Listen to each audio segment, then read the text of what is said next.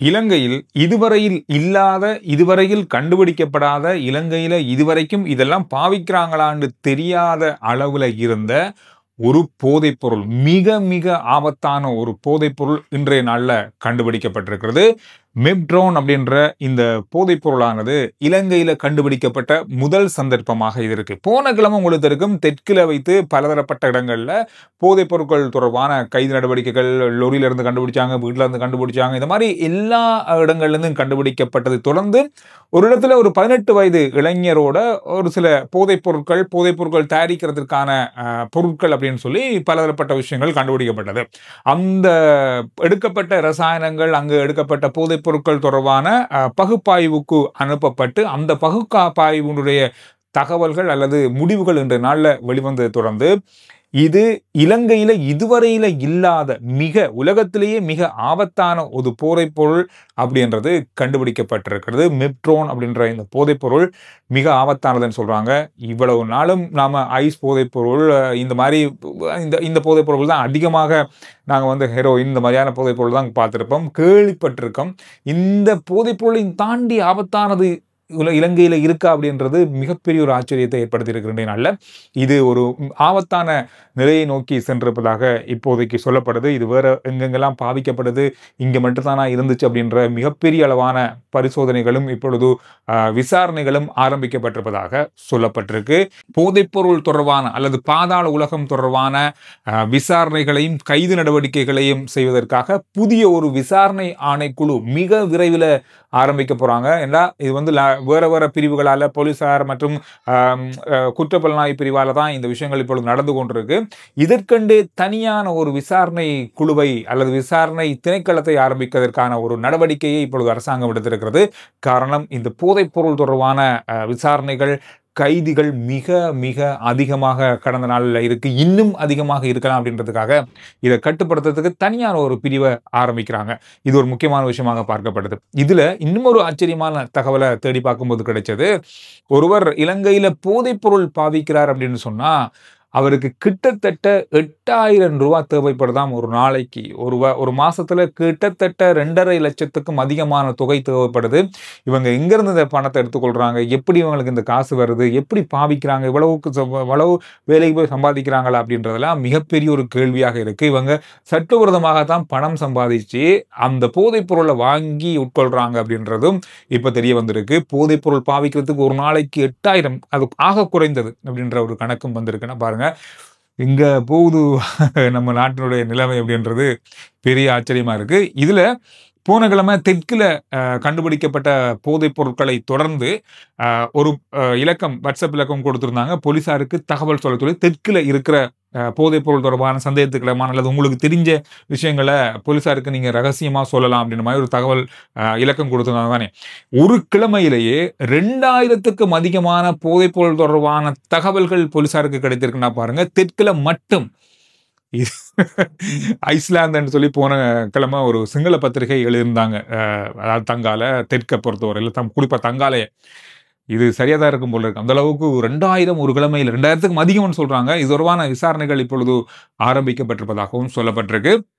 நேற்று நாங்கள் சொன்ன இன்னும் ஒரு முக்கியமான செய்தியில ஒன்று, இந்தோனேஷியாவில் கைது செய்யப்பட்ட 5 பாதாள உலக அந்த உறுப்பினர்களுக்கு இங்கிருந்து போலீஸ் குழு ஒன்று அல்லது போலீஸில் இருக்கின்ற அதாவது அவங்களுக்கு தகவல் வழங்குகிற ஒரு சிலரால இங்கிருந்து அல்லது அவங்களுக்கு சர்வதேச போலீசாருக்கு அனுப்பப்படுகின்ற அந்த ரெட் நோட்டீஸ் இருக்கு தானே, அந்த கொப்பியை வாட்ஸ்அப் பண்ணியிருக்காங்கன்னா பாருங்க.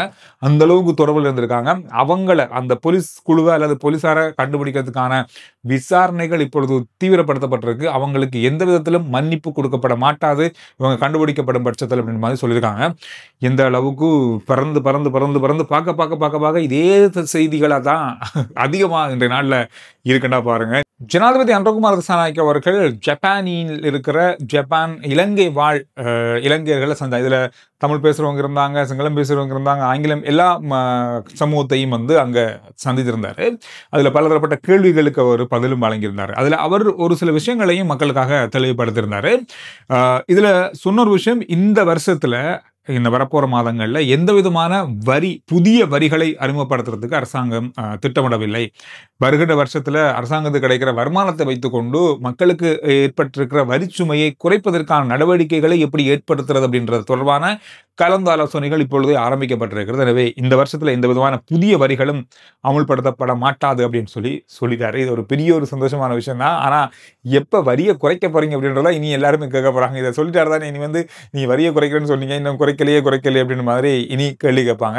ஏதாவது ஒரு பக்கத்துக்கு வர வருஷத்துல இருந்து கொஞ்சம் வரி அந்த சுமையை குறைச்சா எல்லார் சார்பாகவும் நன்றி சொல்லலாம். குருநாகல்ல ஒரு பாடசாலையில மாணவர்கள் எல்லாம் சேர்ந்து ஒரு வாட்ஸ்அப் குரூப் செஞ்சிருக்காங்க. இந்த வாட்ஸ்அப் குரூப் என்னத்துக்கு செஞ்சிருக்காங்கன்னு சொன்னா, பாடசாலைக்கு யாரெல்லாம் போவாங்க அல்லது யாரெல்லாம் லீவு போட போறீங்க, நான் இன்றைக்கு வர மாட்டேன் அப்படின்னு சொல்லி ஒரு 5 பேர் ஒரே நாளில் லீவ் எடுக்கிறது, ஒரே நாளில் பாடசாலை நானும் வரேன் நீம்பா அப்படின்னு சொல்லி போகிறது, எந்தெந்த பாடங்கள் நம்ம கட் பண்ணலாம், இந்தந்த விஷயங்கள் நடக்குது, இந்த மாதிரி எல்லாம் பாடசாலையில் என்னென்ன விஷயங்கள்லாம் நடக்குதோ அடுத்த நாளைக்கு தாங்கள் என்னென்ன விஷயங்கள்லாம் செய்ய போகிறாங்களோ இது எல்லாத்தையும் பகிர்ந்து கொண்ட ஒரு வாட்ஸ்அப் குரூப் செஞ்சுருக்காங்க.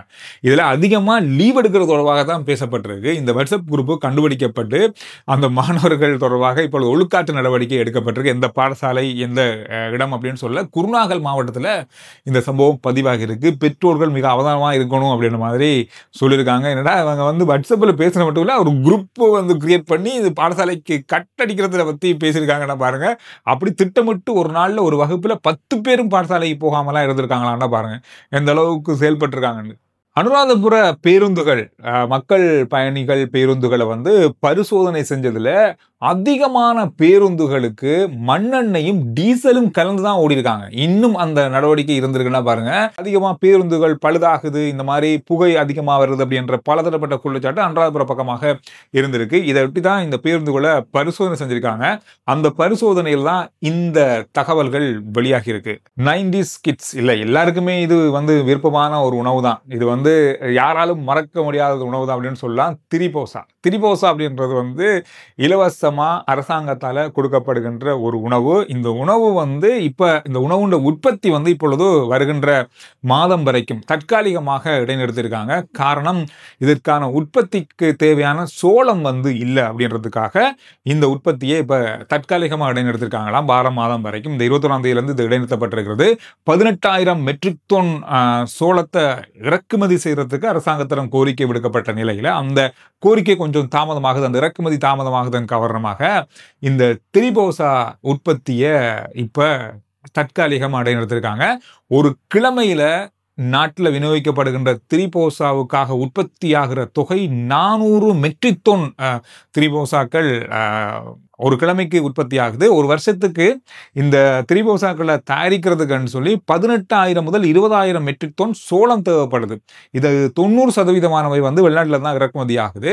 10% தான் இங்கே உள்ளூர் உற்பத்தியிலேருந்து எடுக்கிறாங்க. எனவே இதன் அடிப்படையில் தான் இந்த சோளம் இல்லை தட்டுப்பாடின் காரணமாக இந்த உற்பத்தி இப்பொழுது நிறுத்தப்பட்டிருக்கு. நீங்கள் சொல்லுங்க, நிறைய பேர் இந்த திரிபோசா மேலே பயங்கரமான ஆர்வமாக இருந்திருப்பீங்க.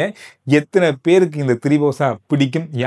இந்த திரிபோசாவுடைய அந்த சுவையை யாராலும் மறக்க முடியாது உண்மை. இப்பவும் இந்த திரிபோசா விரும்புறவங்க எத்தனை பேர் இருக்கீங்க அப்படின்றத கருத்துக்கள்ல சொல்லுங்க.